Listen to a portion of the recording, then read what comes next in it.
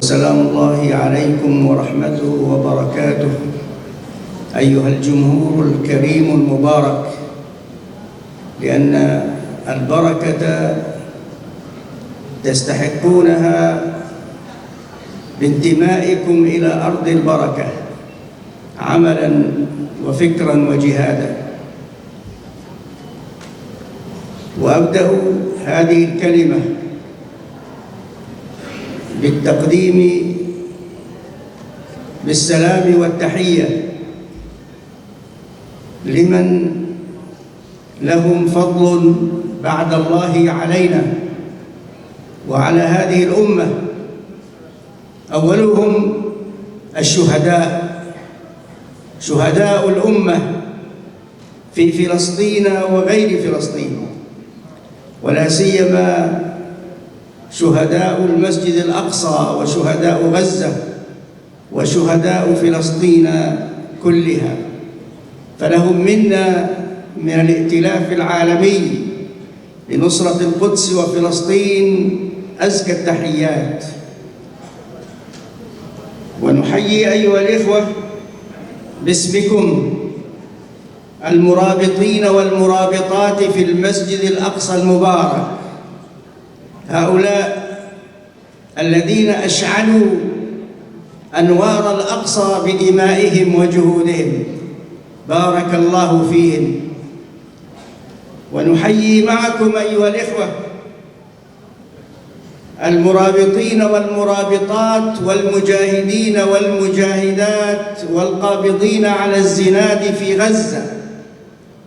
غزة مسلحة الأمة وقلعتها وحصنها الحصين.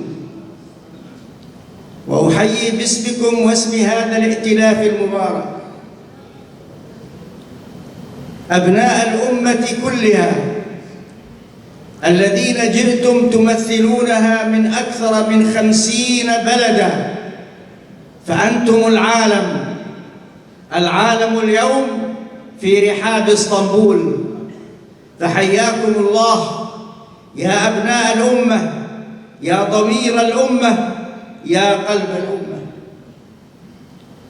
وأحيي معكم وباسم هذا الائتلاف ترك الإسلام في قلعتها اسطنبول وفي قيادتها المباركة، فحي الله تركيا بلداً وقيادة وشعبا.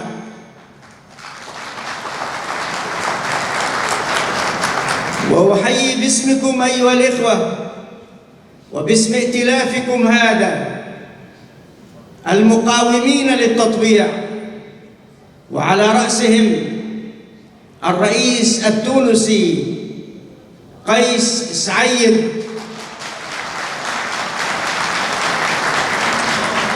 هذا الرجل الذي نطق اليوم كلمة دوت في أرجاء العالم: التطبيع خيانة. ولعل كلمته هذه ولعل كلمته هذه تكون بإذن الله فيصلاً بين عهدين، بين عهد كان يعتبر التطبيع اجتهاداً، وعهد آخر يعتبر التطبيع خيانة. وأحيي باسمكم أيها الإخوة والأخوات أولئك الجنود المجهولين الذين قاموا بالتحضير لهذا الملتقى وهذا الائتلاف، وقطعوا ليلهم ونهارهم لشهور متواليات يعدون لاجتماعكم هذا الهيئة التحضيرية لهذا الملتقى، فحياكم الله جميعاً ومرحباً بكم. وأحيي أيها الإخوة وكالات الأنباء والإعلام والفضائيات التي تقوم بتغطية هذا الحدث الكبير وهذا الملتقى الإسلامي العالمي الإنساني الواسع الذي يمثل شعوب الأرض جميعها، فحياكم الله جميعاً أيها الإخوة والأخوات. إن اجتماعكم هذا أيها الإخوة يمثل جزءاً من حديث نبوي يقول فيه النبي صلى الله عليه وسلم فيما أخرجه الإمام مسلم عن ثوبان رضي الله عنه: إن الله زوى لي الأرض فرأيت مشارقها ومغاربها، وإن أمتي سيبلغ ملكها ما زوي لي منها. نعم، رأى النبي صلى الله عليه وسلم الكون كله مشارقه ومغاربه، وأنه جمع له أمام ناظريه صلى الله عليه وسلم. وهو الكون اليوم يجمع لنا ليس فقط أمام ناظرينا، ولكنه يجمع لنا في مكان واحد في بلد واحد. جئتم على اختلاف الأنساب والألوان والألسنة، فحياكم الله. جمعتكم هذه القضية المباركة، قضية فلسطين. جمعكم المسجد الأقصى، شددتم الرحال إليه، فأنتم اليوم أيها الإخوة في رحال المسجد الأقصى، فحياكم الله جميعا. أيها الإخوة والأخوات،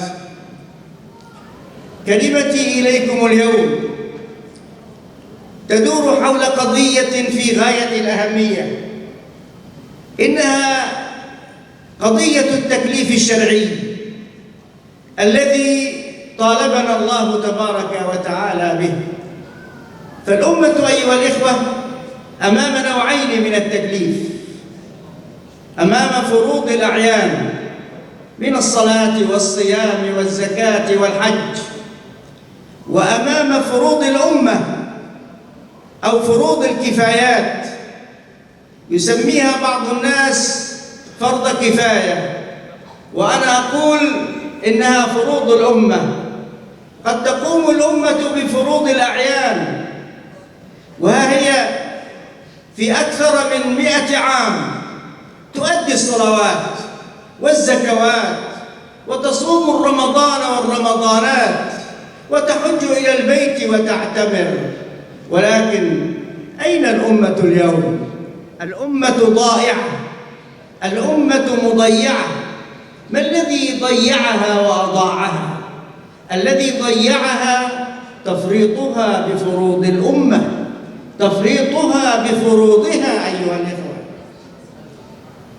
إن فروض الأمة هي الفروض المسؤولة عن كل شيء يتعلق بمجد الأمة وعزتها ودورها وكرامتها وشأنها العظيم ومستقبلها. هذه الأمة التي كانت تنظر إلى فروض الكفاية أنها فروض أمور كالجنازة، وفاتها أن إقامة الدولة الإسلامية فرض كفاية، وأن الأمر بالمعروف والنهي عن المنكر فروض كفاية، وأن استنقاذ الأرض المحتلة فرض كفاية، وأن الدفاع عن بيت المقدس فرض كفاية، وأن مقاومة التطبيع فرض كفاية، وأن إعانة وإغاثة الملهوفين والجائعين والمحاصرين على أرض فلسطين من فروض الكفاية. ولكن أيها الإخوة، ماذا تعني هذه الفروض؟ تعني أنها واجبات متعلقة بالذمة العامة للأمة. الأمة لها ذمة واحدة، ذمة المؤمنين والمؤمنات، المسلمين والمسلمات. الأمة الواحدة لها ذمة واحدة تتعلق بها فروض الكفاية، كل فروض الكفاية. وما أجمل أن نجد عند الإمام الشاطبي رحمه الله أن يقسم الناس أمام فروض الكفاية إلى قسمين. القسم الأول القادرون على تنفيذ هذه الفروض. القادرون يعني مثلا أهل فلسطين في غزة يجاهدون يحملون السلاح، هؤلاء قادرون، عليهم فرض القيام بهذا الفرض. والقسم الثاني أيها الإخوة غير القادرين، أمثالنا إحنا غير قادرين، لكن على غير القادرين فرض أن يعينوا القادرين. وهكذا فالأمة بين فريقين، فريق قادر وفريق غير قادر. القادر ينفذ، وغير القادر يعين القادر، يعين القادر. كل واحد منا الآن في ذمته فرض إعانة القادرين أينما كان هؤلاء القادرون، لا نتركهم وحدهم وإنما نعينهم. ولذلك أيها الإخوة جاء هذا الائتلاف من باب إعانة القادرين من غير القادرين، وبذلك نصبح جميعا قادرين بإذن الله. وبذلك تقوم الأمة مرة ثانية عندما تعي دورها وتدرك معنى فروض الكفاية التي جعلها الله تبارك وتعالى مناط قوة الأمة ومجدها وعزها بإذن الله. حياكم الله أيها الإخوة والأخوات، ونفع بكم ونصركم وجعلكم بإذن الله عونا للقادرين من أبناء هذه الأمة على تحقيق مجدها واستعادة كرامتها وأرضها ومقدساتها وبيت مقدسها، وجعلكم الله تبارك وتعالى أئمة تهدون بالخير وبه تدعون. سلام الله عليكم ورحمته وبركاته. Geçtiğimiz günlerde rahmeti Rahman'a uğurladığımız Kudüs şairimiz Nuri Pakdil'i buradan rahmetle anarken onun Kudüs'le ilgili güzel bir şiirini paylaşmak istiyorum. Tur Dağı'nı yaşa ki nerede bilesin Kudüs. Ben Kudüs'ü kol saati gibi taşıyorum. Ayarlanmadan Kudüs'e boşuna vakit geçirirsin. Buz tutar gözlerin, görmez olur. Gel anne ol. Çünkü anne bir çocuktan bir Kudüs yapar. Adam baba olunca içinde bir Kudüs canlanır. Yürü be kardeşim, ayaklarına bir Kudüs gücü gelsin. Allah rahmet eylesin. Tabii Kudüs hepimizin ortak vatanı.